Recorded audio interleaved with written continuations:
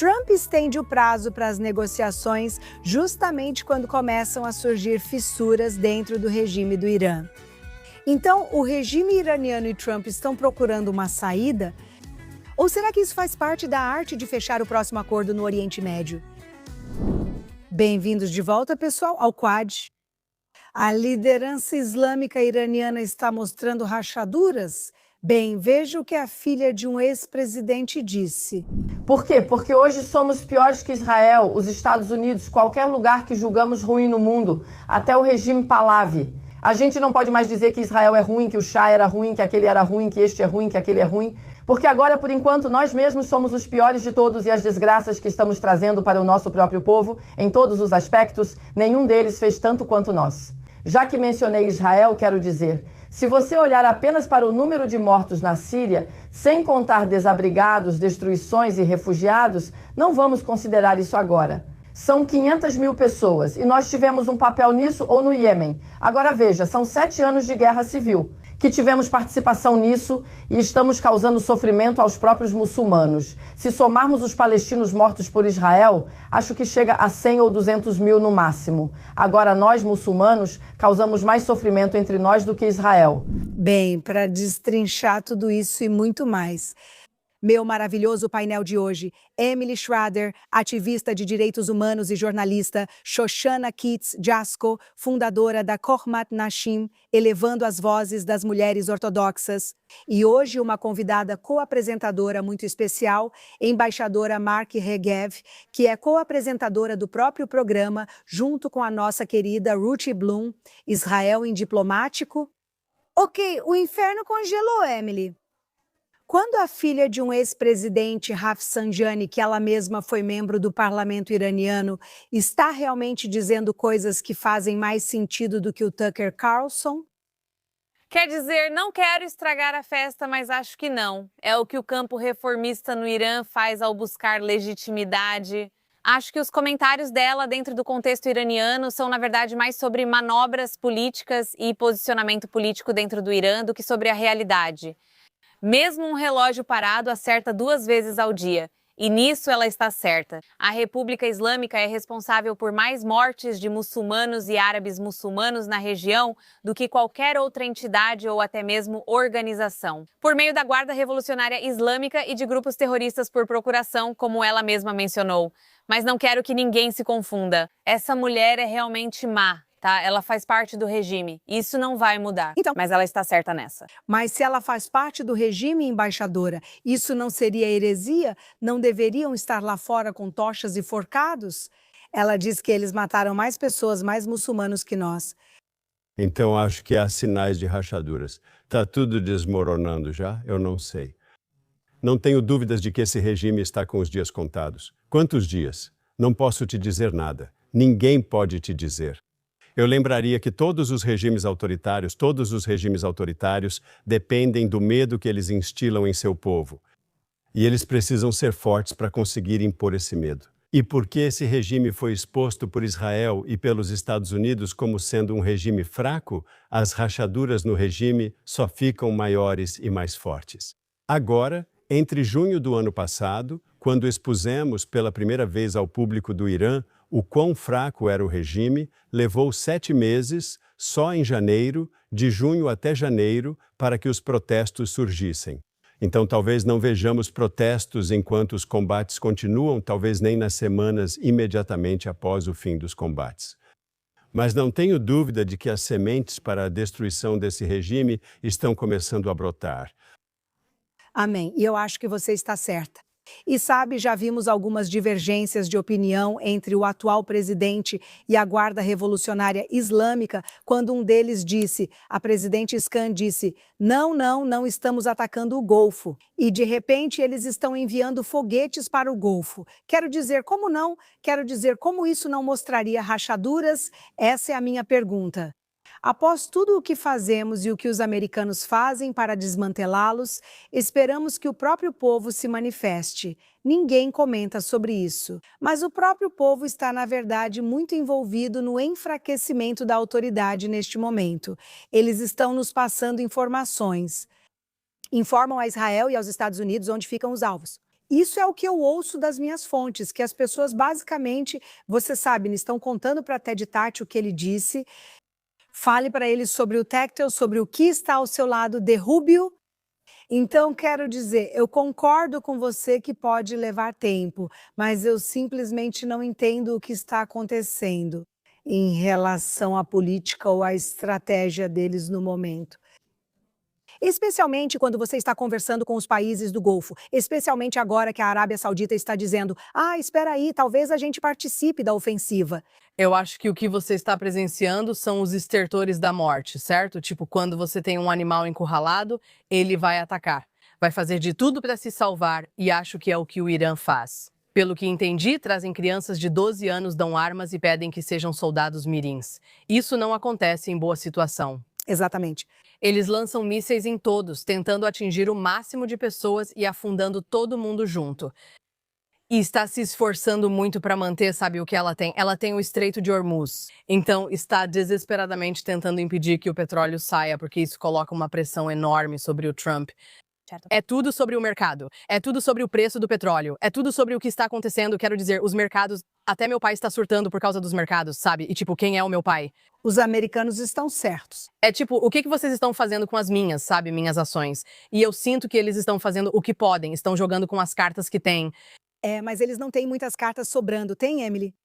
Quero dizer, é por isso que vemos essa atividade agora e falamos sobre energia e tentativas de manipular o mercado global. Essa é uma das poucas coisas que ainda conseguem fazer, então obviamente vão fazer sem se importar com quem prejudicam. E esse tem sido, na verdade, um dos argumentos contra alguns dos ataques à infraestrutura que também afetariam o povo iraniano, como as usinas de energia. Parte do motivo de ser controverso é justamente por isso. O regime, na verdade, se beneficia quando o povo está sofrendo, porque as pessoas ficam mais revoltadas com o fato de a guerra estar acontecendo.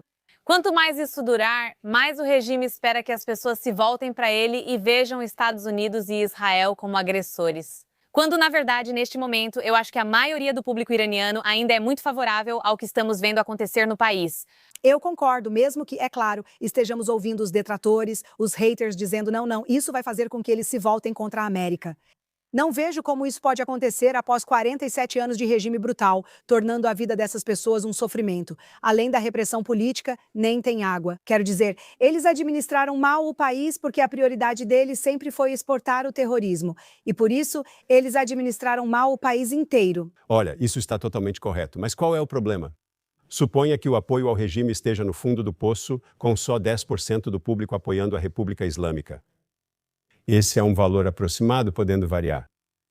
Se esses 10% são os que têm os fuzis Kalashnikov, ainda podem cometer outro massacre como em janeiro, que foi terrível. Mais de 30 mil mortos em 2 dias. Então, dizer que o povo pode se levantar é um processo. Não vai necessariamente acontecer da noite para o dia. Todos nós queremos que aconteça. O povo iraniano quer que aconteça. Não é fácil. Destruímos o radar, mísseis, marinha e força aérea do regime iraniano, porém, para controlar multidões, nada disso é necessário. Basta ter capangas devotos, ideológicos e armados de metralhadoras. E eles conseguem isso. Eu diria que talvez, a curto prazo, você possa ver um Gorbachev iraniano, alguém do regime aparecendo e dizendo que estamos no caminho errado e que precisamos fazer mudanças. Talvez essa seja uma solução de curto prazo mais provável.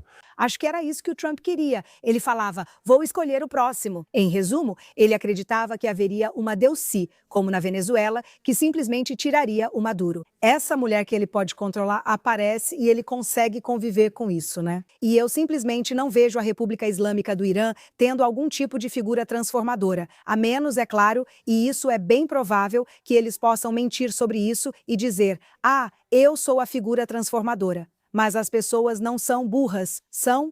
Vou dizer, temos essas negociações e os paquistaneses estão felizes por voltarem a ser relevantes. Eles dizem, vamos fazer na nossa casa. Todos sabemos quem são. Enquanto isso, Estados Unidos, Israel e Irã não participam dessas negociações. Israel nunca participaria, mas os Estados Unidos ou o Irã vão estar nessas negociações. E Witkoff diz, nós já demos o plano de 15 pontos. Minha pergunta é, e acho que já falamos sobre isso antes, será que isso é mais uma tática do Trump para fechar acordo? Porque ele é muito bom nisso. Ou isso é realmente mais uma tentativa, uma outra forma de dar a eles uma forma de recuar da posição em que eles mesmos se colocaram? O que é isso? Acho que é um pouco dos dois, mas ainda considero um erro fazer qualquer acordo. Pode ser que alguém aceite algo, até mesmo com todos os 15 pontos. Ótimo. Que legitimidade eles têm para controlar o país, até mesmo no Irã? Há muitas incógnitas, não sei se algum acordo, mesmo que aceito, seria viável, e ainda nem chegamos a esse ponto. Como eles vão fazer cumprir qualquer uma dessas coisas? Agora, talvez o Trump esteja mais preocupado com a Ilha Hague, o petróleo e essas medidas. Talvez esses sejam os pontos que mais importam para ele, como vimos em Gaza, onde havia itens prioritários e alguns, como a desmilitarização do Hamas, ainda não foram cumpridos. Então pode ser que vejamos algo assim, mas eu concordo totalmente com a sua avaliação de que, mesmo que vejamos algum tipo de figura simbólica como uma solução temporária, isso é definitivamente o começo do fim. E já Sabe, eu realmente acho que alguém precisa fornecer armas para algumas pessoas lá no local para que possam reagir. Não sei como fazer isso com o mínimo risco, mas acho que justamente por isso precisa ser feito. Mas acho que, voltando ao nosso assunto inicial, as deserções estão acontecendo.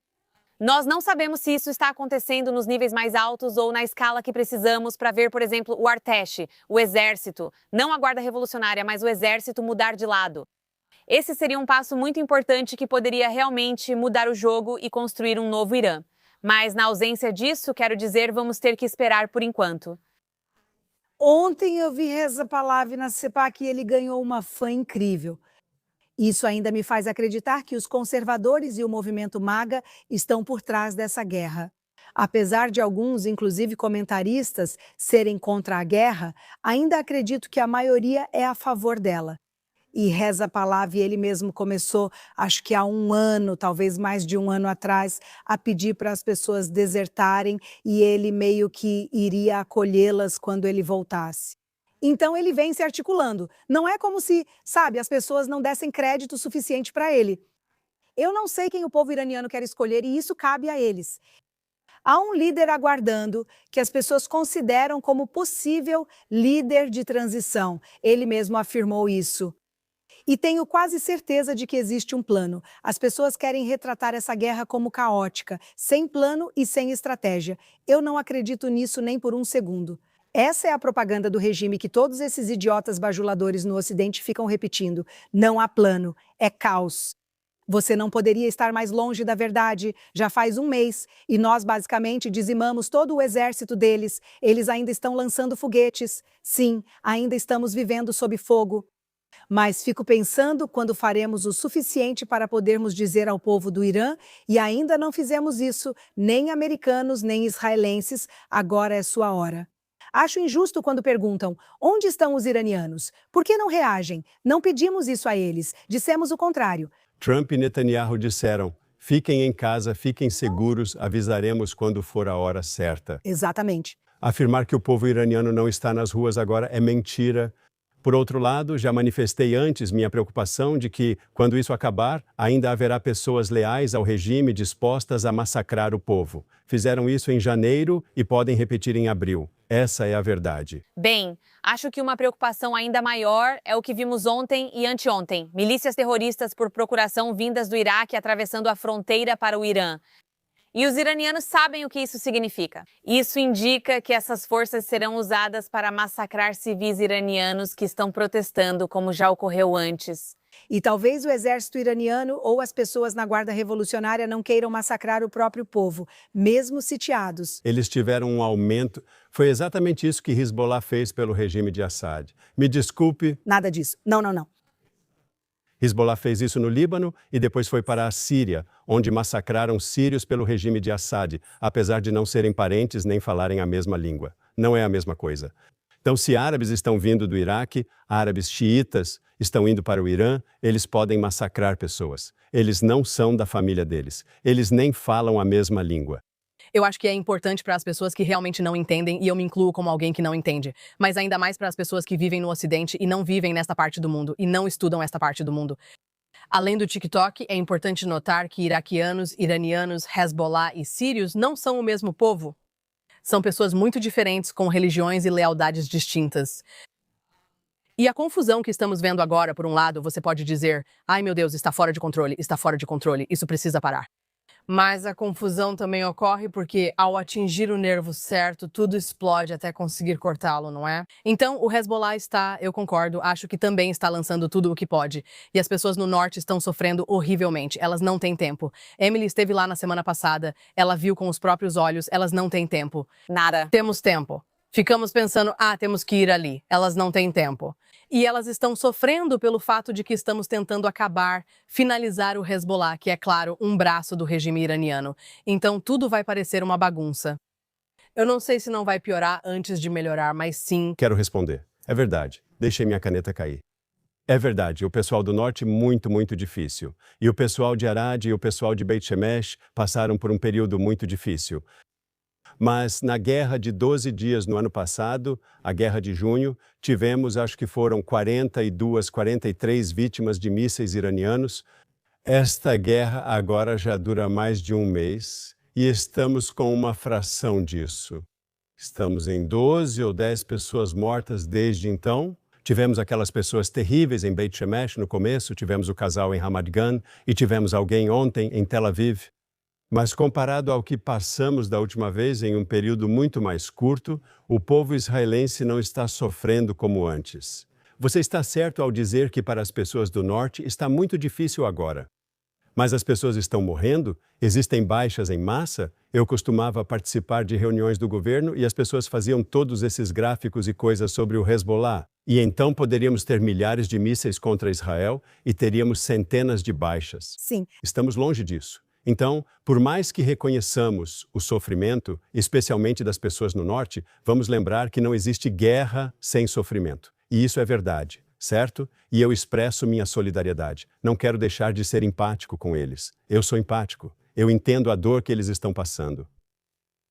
Mas, de uma perspectiva nacional, isso é apenas uma sombra da ameaça que eles representam para o povo israelense. Acho que eles nos diriam isso, certo? Que os prédios altos em Tel Aviv cairão e haverá milhares de vítimas. E, na verdade, li um relatório ontem dizendo que agora não estamos mais interceptando só 90%, estamos interceptando quase 100% dos mísseis que chegam. Acho importante lembrar que não se pode medir o sofrimento apenas em mortes de fato. Claro. O povo de Israel, as crianças de Israel, os soldados de Israel, as esposas e as mães estão passando por muita coisa.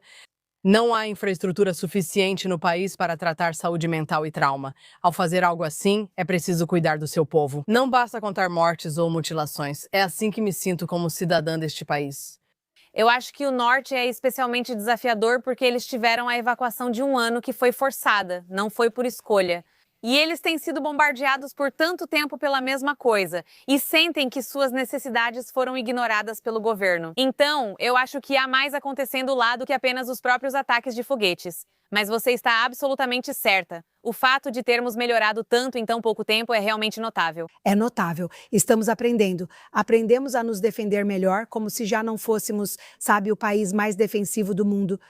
É realmente incrível e quase milagroso para quem tem uma visão espiritual. Eu realmente acredito nisso. Mas sabe, Xoxana, você destaca que o Oriente Médio não é um bloco único e há diferenças entre as pessoas. Os persas, por exemplo, são distintos dos outros países da região. E eu sempre digo outra coisa. Eu digo isso o tempo todo, que no Oriente Médio a retórica e a realidade podem ser duas coisas diferentes. Então, você acha, embaixadora, que os iranianos realmente estão implorando por um acordo, mas não podem dizer isso? Então, a bravata é, vocês têm que nos compensar, vocês têm que, sabe, cumprir essas condições, as nossas condições. Você acha que eles estão implorando ou em uma missão suicida agora, a portas fechadas? Isso remete à sua primeira pergunta sobre rachaduras no regime. Tenho certeza de que há pessoas nos altos escalões do governo iraniano que querem muito esse cessar-fogo. Eles acham que o cessar-fogo é a única maneira de manter o regime, com o qual eles estão muito comprometidos. Eles dizem que um acordo de cessar-fogo com os americanos trará o fim das sanções. Eles cederão em mísseis balísticos e na questão nuclear para acabar com as sanções, o que revitalizará o regime. Claro. E aí você tem o que eu chamaria de kamikazes, por falta de palavra melhor, ou jihadistas kamikazes que dizem que vão lutar até o fim, mesmo sabendo que não há como sobreviver a isso. Isso faz parte da ideologia xiita. Não fazemos ideia. Ninguém nesta mesa sabe como isso vai se desenrolar entre os grupos. Um acordo é possível? Podemos discutir depois. Mas tenho certeza de que há algumas pessoas, como eu disse, em cargos de liderança sênior que querem buscar um acordo. E outros, como os japoneses na ilha que foram encontrados 50 anos após a Segunda Guerra Mundial e queriam lutar até o fim, tenho certeza de que também existem alguns assim. Bem, isso faz parte da ideologia xiita. Emily, você fala com muitas pessoas no Irã que só têm alguns minutos de internet às vezes, ou até menos. Eu também recebo mensagens, você deve receber tantas. As pessoas ainda são gratas a nós? Sim, muito. Apesar da incerteza sobre o futuro, a principal preocupação deles é que os ataques cessem. Eles não querem que os ataques ao regime parem. Nos últimos dias, tenho recebido pedidos para continuar atacando alvos sitiados, pois dizem: por que Israel ataca a fábrica de aço? Deveriam atacar este alvo em vez disso? Esse é o discurso que ouvimos. Eles são muito gratos aos Estados Unidos e a Israel, mas quero acrescentar algo sobre o regime que considero importante para o Ocidente entender. Vemos muita pressão sobre os Estados Unidos e Israel para que tudo aconteça rapidamente. Todo mundo quer que a gente termine logo, conclua o trabalho, faça o que tem que ser feito e saia de lá. Só que, primeiro, não é assim que a guerra funciona. E segundo, na verdade, bem, o regime acha que é do interesse deles prolongar isso o máximo possível. Claro. Isso é parte do motivo pelo qual eles têm, sabe, dentro das montanhas ali, várias bases que, desculpe, mas a gente não consegue alcançar. Nem mesmo as bombas penetradoras, algumas delas a gente não consegue alcançar. Agora, será que conseguimos enterrar o suficiente para que eles também não consigam chegar? Sim, talvez, mas a gente realmente não consegue eliminar tudo o que está embaixo. Por isso vemos alguns desses mísseis sendo lançados, mesmo com a capacidade deles seriamente degradada. Eles podem continuar por muito tempo e acreditam que isso é de seu interesse. Se há um campo em que eles vencem, é na guerra da narrativa. E eles estão usando todas as ferramentas que têm, sabe, na manga, para mobilizar todo mundo no mundo ocidental, para desestabilizar e combater o apoio a essa operação. E é por isso que vemos tanta retórica na mídia, na grande mídia e também nas redes sociais. Mídia e de comentaristas sobre essa guerra e sabe, nenhuma tropa em solo e toda essa retórica obsessiva. A maioria das pessoas não sabe do que fala ou simplesmente desconhece o assunto. A diferença entre uma operação em larga escala com tropas terrestres para mudar um regime no estilo do Iraque e operações especiais para, hipoteticamente, identificar e recuperar o urânio altamente enriquecido. Sim. Então, há muita conversa acontecendo agora e grande parte disso vem da própria campanha da República Islâmica. E temos que lembrar disso e não, sabe, cair no jogo deles no qual o Ocidente, francamente, todo o Ocidente caiu por tantos anos. Eles têm tantos propagandistas? Sim, é ridículo. Todo dia aparece um novo propagandista e isso é simplesmente deprimente. E também, sabe, quem é que pensa que dá para encerrar uma guerra contra o regime mais venenoso do mundo em um mês? As pessoas estão simplesmente iludidas. Ninguém leu história. Eu não entendo. Hoje será mais rápido que a Segunda Guerra Mundial, mas não vai levar só um mês. É isso que sigo lembrando às pessoas. Mas, enfim, com essa deixa maravilhosa, vamos para o nosso segmento favorito. E toda semana temos cada vez mais canalhas da semana, certo? Embaixador Mark Regev, primeira vez como canalha da semana. Então eu escolhi alguém, mas talvez eu deixe vocês decidirem se ele realmente merece ser chamado de canalha ou não. Eu escolhi um israelense cujo nome eu nunca tinha ouvido antes. E eu estava ouvindo meu podcast de notícias e estava ouvindo Fareed Zakaria. Ele tem o programa GPS e disse: meu primeiro convidado desta semana é este israelense, um nome que nunca ouvi antes. Pensei, quem é esse? Frequentemente ele recebe ex-primeiros ministros, ex-chanceleres, ex-generais e outros ex-altos cargos. E de repente havia esse israelense anônimo, e só depois eu entendi por que ele escolheu esse israelense anônimo, tenente-coronel da reserva aposentado, Danny Tsitrinvits. Ele estava na TV americana, dizendo ao público americano que a guerra de Trump é um erro, que Trump não entende o Irã, que o que ele está fazendo está piorando as coisas, que a nova liderança que virá após o Ayatollah que foi morto será ainda mais extrema. Que não há solução militar, e um acordo só vai fortalecer o regime. Era tudo negativo, negativo, negativo. Estou dizendo que a guerra que visava impedir o Irã de cruzar o limite pode ser justamente o que o empurre além dele, rumo à bomba nuclear. Acredito que Netanyahu e Trump pensavam que ao eliminar Khamenei, o regime colapsaria. Eles não pensaram no que aconteceria depois. Por isso não temos nossas rodadas, não temos uma saída estratégica para essa escalada. Acredito que isso se deve ao entendimento equivocado sobre o Irã. Preciso acrescentar mais um ponto sobre isso. Em termos de inteligência, você pode saber onde estão os líderes, pode saber onde estão os seus vice-líderes, mas às vezes você consegue ver as árvores, mas não consegue ver a floresta. Mesmo com a incrível inteligência operacional de Israel sobre o Irã, não acredito que entendamos estrategicamente como a República Islâmica realmente funciona. E isso nos levou à nossa situação problemática atual. Aparentemente, esse homem teve uma carreira de 24 anos na inteligência militar. Eu o respeito. É importante ouvir opiniões diferentes. Concordo com tudo isso. Mas nos Estados Unidos há um grande debate sobre apoiar ou não essa guerra. Sabemos que a maioria dos republicanos apoia.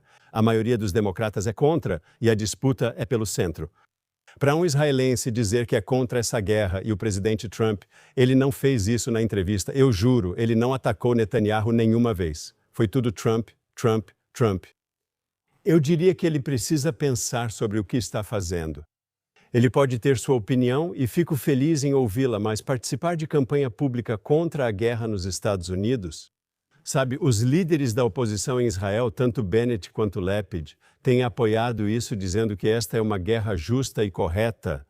Ir a público em uma emissora americana para dizer ao povo americano que apoie aqueles que eram contra esse esforço contra a República Islâmica, acho que ele precisa pensar duas vezes. Acho que ele pode ser chamado de canalha. Também quero dizer o seguinte, Ele é bonzinho demais. Vou dizer o seguinte. Ele tem o direito, como israelense, de dizer o que quiser. Como israelense, tem o direito de criticá-lo. Amém. Ele é mesmo um canalha, principalmente porque é isso que essas pessoas querem. Ninguém sequer olhou para esse cara até ele começar a falar o que a CNN quer mostrar para você. Isso é o que realmente me irrita. Ele não representa ninguém aqui. Por que você está na TV americana fingindo ter apoio? Ninguém concorda com ele que é um canalha. Você é muito boazinha. Sim, Mark, muito boazinha. Eu sou pouco diplomática com indiplomáticos para as garotas de John. Isso é engraçado. Emily. Então, meu canalha da semana é Alex Crawford, da Sky News. E o motivo para isso, na verdade, há muitos motivos. Mas o motivo desta semana é porque ela decidiu cobrir os ataques aéreos realizados pelas FDI, que eliminaram Ali Shuaib, o agente de inteligência do Hezbollah, que também atuava como jornalista, uma jornalista de uma entidade terrorista especialmente designada pelos Estados Unidos, a rede de notícias para a qual ela trabalhava. E claro, esse ataque gerou muita polêmica, muitas críticas contra Israel, dizendo que estamos mirando jornalistas e que Israel está matando jornalistas inocentes. E Alex Crawford estava entre aqueles que repetiam essa calúnia. Ela fez uma reportagem no funeral afirmando que Israel não apresentou provas de que a pessoa era do Hezbollah e nenhuma evidência sobre o ataque aos jornalistas. Vamos ouvir o que ela disse. Estamos em um cemitério temporário em Beirute, onde os 3 jornalistas que foram mortos em um ataque direcionado pelo exército israelense estão sendo enterrados. Como você pode ver, há um grande número de túmulos, todos de pessoas que foram mortas desde o início de março, que não podem ser enterradas perto de suas casas e vilarejos por causa da invasão israelense em andamento. Os assassinatos dos 3 jornalistas causaram indignação no Líbano, junto com uma onda de assassinatos de profissionais de saúde e paramédicos. Como você vê neste vídeo real, enquanto ela faz a reportagem, todas aquelas bandeiras amarelas aparecem ao fundo. Aquelas são bandeiras do Hezbollah porque era um funeral do Hezbollah para um integrante do Hezbollah. Talvez Alex Crawford devesse pesquisar mais sobre o assunto antes de fazer afirmações tão ridículas. E eu tenho que dizer, como alguém que realmente faz reportagens em campo assim, que já esteve em zonas de guerra em situações semelhantes. Ouvir uma jornalista defendendo jornalistas que abusam desse título para realizar atividades militares é realmente vergonhoso. Isso põe em risco todos os jornalistas em campo. Alex Crawford, você é minha canalha da semana. Uma canalha digna e realmente sintomática de toda a mídia, assim como outros iguais a ela. Eles têm sido terríveis. Mas sabe de uma coisa? Além disso, Alex, se você vai mentir, escolha um fundo melhor que não contradiga o que você está dizendo. Sim, é o básico de ser uma propagandista, que é o que a Sky News faz de pior. Eu acho que a Sky News está ficando cada vez pior. A pior coisa que eles fizeram essa semana foi divulgar aquela história sobre o menininho que o exército israelense encontrou, e eles perpetuaram a mentira de que a ideia foi boa, esse menininho de 2 anos, em Gaza. Eles colocaram no ar, não tiraram do ar. Sim. Mesmo quando foi desmentido pela Cruz Vermelha, eles não tiraram do ar, porque eles não estão noticiando os fatos, eles só estão fazendo teatro a serviço da agenda maldosa deles. Então, sim, ela é realmente uma grande canalha e ela representa todos esses jornalistas que só fazem a própria propaganda. Ok, Shoshana? Mas, Fleur, essa é pra você. Obrigada, canalha. Essa semana, de novo, é Megyn Kelly, porque Megyn Kelly foi pra cima de Margaret Fleur, porque Fleur disse de forma bem simples: talvez Tucker Carlson devesse ser julgado por traição, porque Tucker Carlson está conversando com os iranianos e sentado na Casa Branca. Então, obviamente, tem alguma coisa estranha acontecendo e Fleur está dizendo, sabe, talvez alguém devesse investigar esse cara. E Megyn fica completamente louca. Você podia assistir. Agora nós temos. A ex-vice-prefeita de Jerusalém, Fleur Hassan Nahum, tuitou que Tucker Carlson deveria ser preso e julgado por traição. Você sabe qual é a pena por traição? É a morte. Isso é uma loucura. Então, essa mulher acha que ele deveria ser preso e julgado por traição. É isso que ela quer ver acontecer. E ela diz, você sabe qual é a pena para traição? Basicamente, é a pena de morte, dizendo que Fleur está pedindo para que Tucker Carlson seja morto. Megyn, nos Estados Unidos você tem julgamento e é considerada inocente até prova em contrário.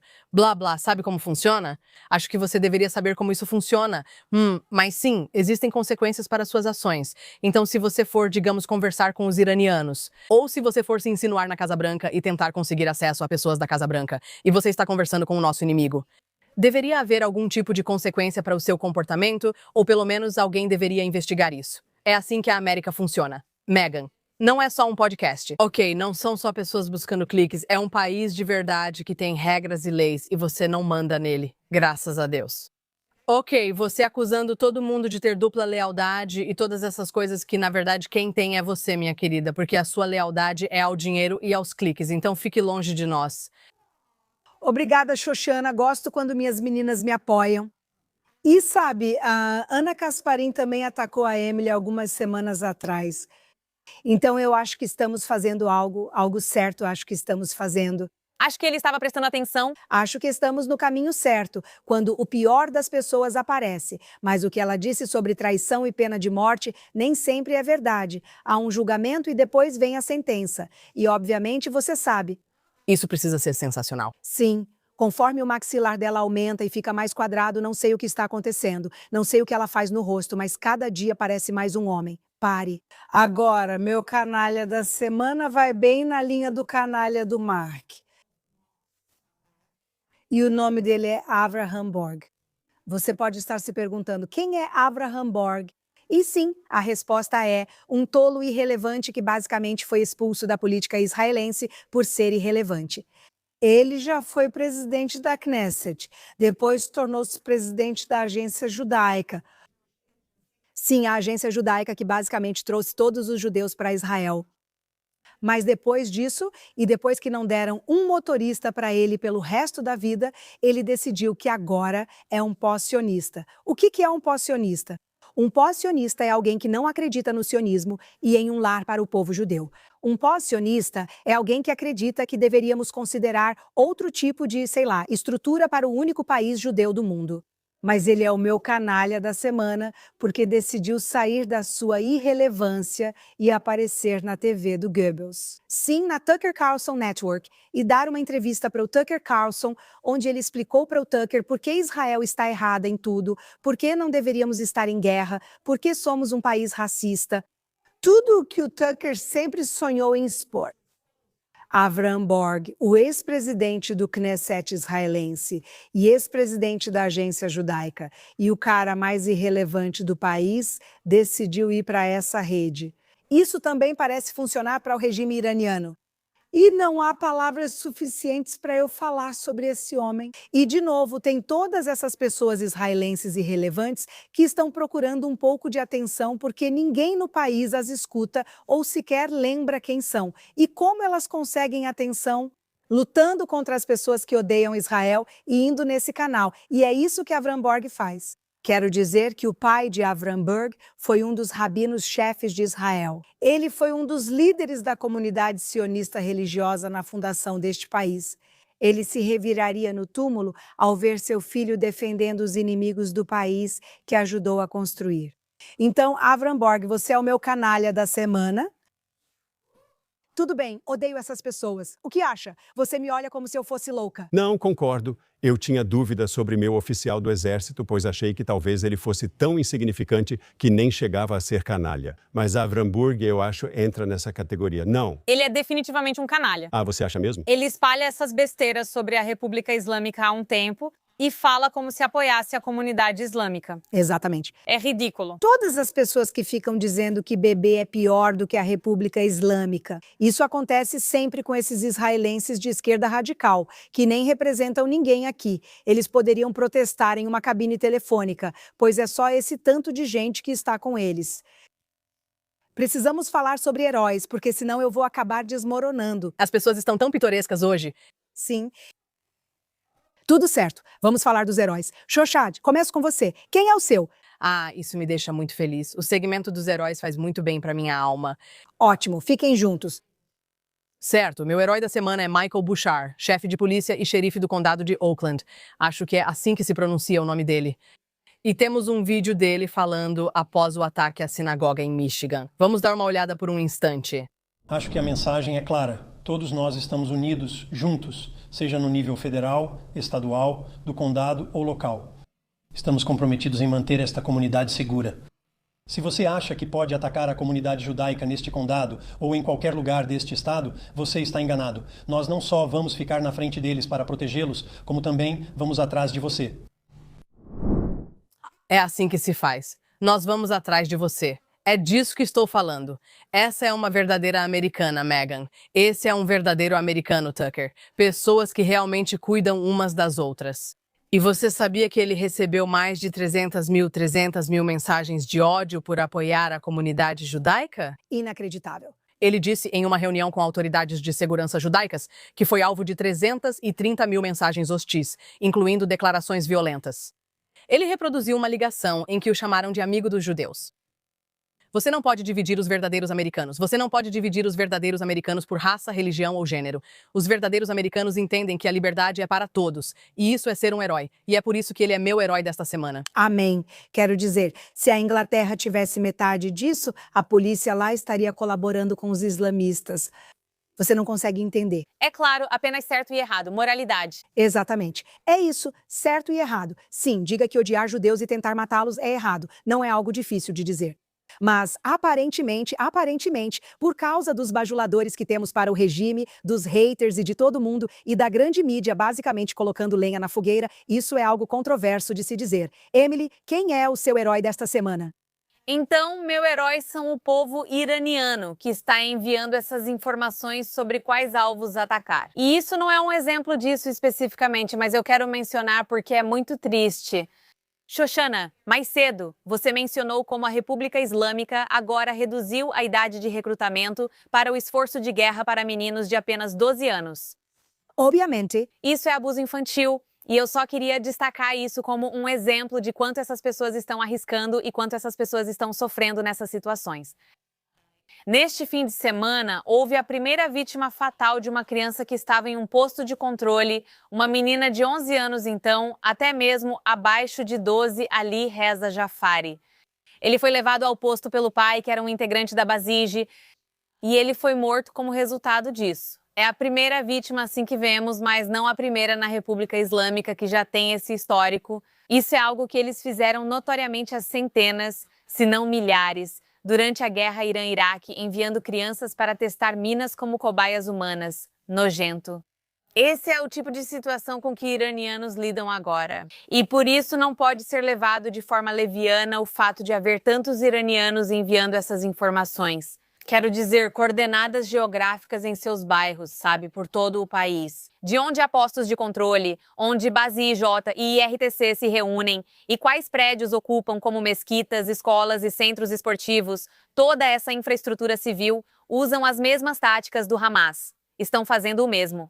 A diferença é que o povo iraniano está fazendo tudo o que pode para resistir a isso, o que é um contraste marcante, infelizmente, com o que vimos em Gaza. Mas isso me deixa muito esperançosa em relação a isso, e eu espero que possamos continuar ajudando eles e que o mundo continue ouvindo sobre a situação em que eles estão e aumentando a conscientização sobre esse problema, porque é extremamente importante, obviamente, para a segurança deles, mas também para a segurança do mundo livre como um todo. Se olharmos para o quadro geral. Para esses iranianos que arriscam a vida entrando em contato, vocês são meus heróis da semana. Amém. É muito triste o caso daquela menina de 11 anos, eu sei. É horrível. É vergonhoso. É absolutamente vergonhoso. E você sabe, as mesmas pessoas que estão indignadas com o ataque terrorista que atingiu as meninas próximas à base do Guarda Revolucionária Islâmica Ali, falam disso há meses, mas não mencionaram as centenas de crianças que foram mortas nas ruas em 2 dias durante esse protesto.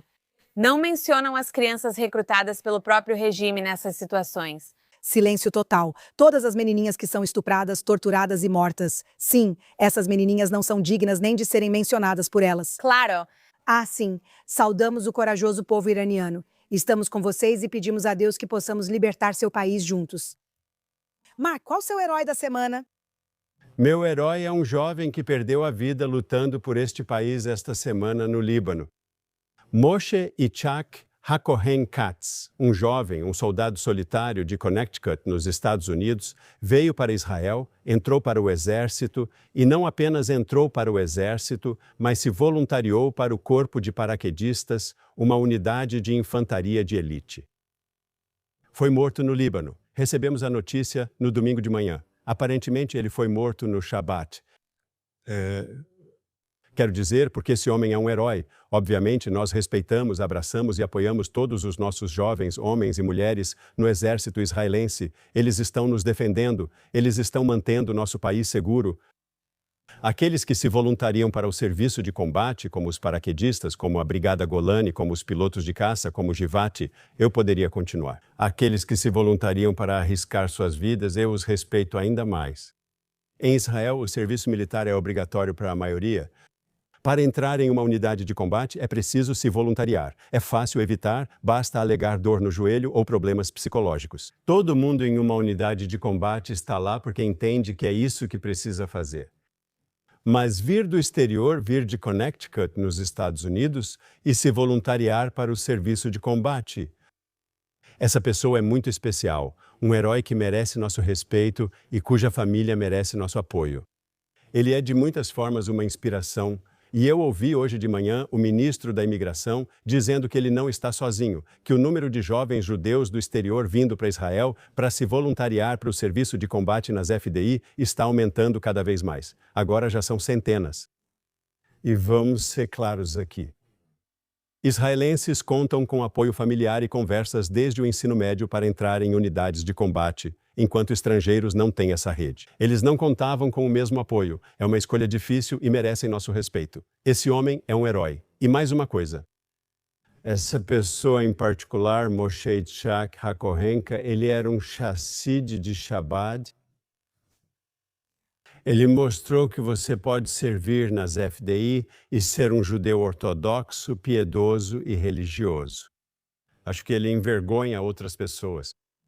Amém. Eu sei, você sabe. Lindo. A questão do soldado solitário me toca muito porque somos imigrantes. Então, eu sei como é ter um filho no exército. Eu sei o que faço por ela quando ela volta para casa no fim de semana. Meus outros filhos também, você lava a roupa deles e prepara uma boa refeição.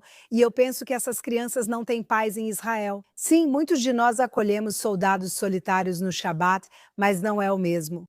Eles são heróis, mas estamos vendo toda uma geração de heróis judeus que só podem ser comparados àqueles momentos bíblicos do rei Davi e do rei Saul. E é simplesmente incrível. Esses são os jovens mais corajosos do mundo.